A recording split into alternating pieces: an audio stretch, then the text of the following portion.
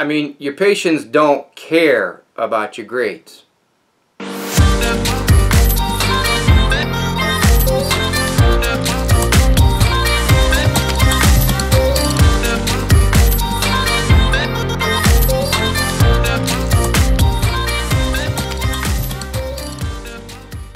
Have you ever heard the term C's get degrees?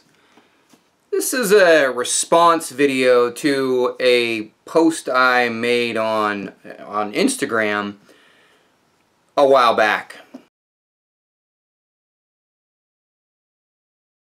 Posted it on Instagram and then it was shared on a extremely popular Facebook page. I'll leave the link in the comment section for you to take a look at.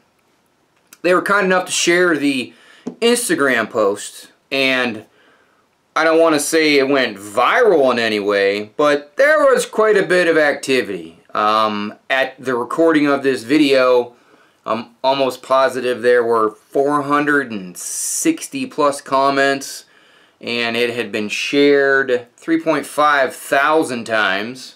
Maybe because there was some debate going on. There were some nurses in the online community that felt that the post was shaming nurses, nursing students who get the straight A's. And I'm just here to maybe talk a little bit more about the post itself. I did a video about a year ago that talked about, do good grades make good nurses? And of course, the particular post we're talking about, the headline said, good grades don't make good nurses. And I stand by that statement, but that does not give you carte blanche to not strive for straight A's. The point of my post and the point of my video a year ago is that you don't have to have straight A's in order to be a good nurse, to be an effective nurse. And that at the end of the day, when you're out there practicing in the real world of nursing, your patients aren't going to ask you for your grades. Use the similar explanation of when you choose a primary care physician, when you choose to go to a surgeon, when you choose to go to a specialist. Do you ask them for their grades in school? Did you ask the surgeon what was their grade on their exams or their boards? What was the grade they got? When you went to the specialist, or even when you went to your PCP for the very first time? How did you choose your PCP? And if you had to choose, when you showed up in their office, did you ask them for their grades? I think you get the point.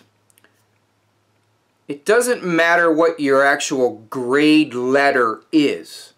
If you are striving to acquire the knowledge, to understand the knowledge, be able to utilize the knowledge to improve your patient's outcomes, then it's a win-win for everybody.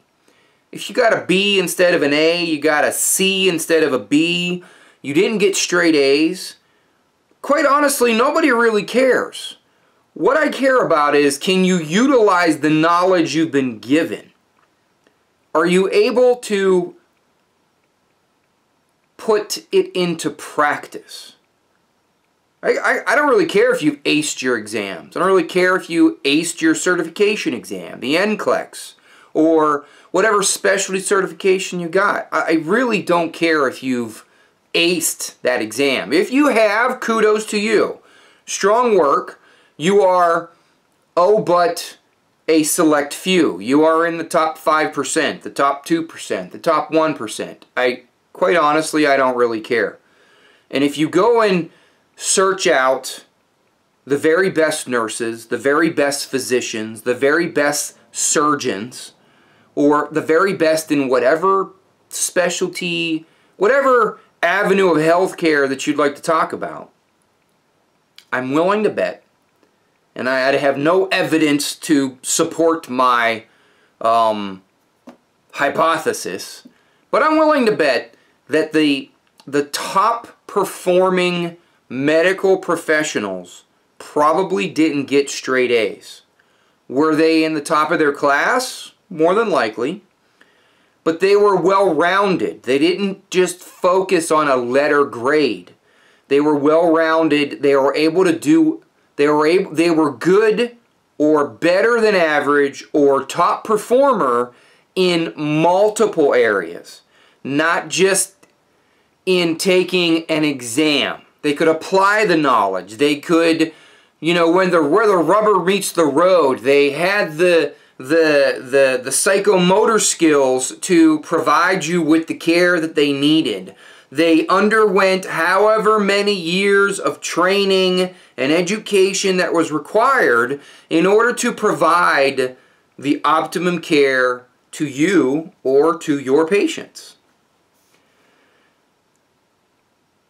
My comment, my statement, my video, my post that talks about good grades not making good nurses does not give nursing students or any nurse, doesn't give them the excuse to be subpar, to be mediocre, to not strive for the A. It simply means to not focus on just the A. Don't focus on missing out on getting the A or the straight A's. That you don't drive yourself into the ground trying to get the A's because you're losing the forest for the trees, if that makes any sense at all. It's not about the grades themselves, it's how you apply them to practice. If you can get straight A's and you can apply it in practice and you can provide optimum care and make a difference in your patients' lives and you can make those saves, then you're at the top of the class. But if you also are the person who got a C and you're able to apply it into practice and make the save and you have the critical thinking skills that make the difference, then you're also in the top of the class. It does not matter what the grade is that you got. What matters is how do you do it, how do you apply it in practice.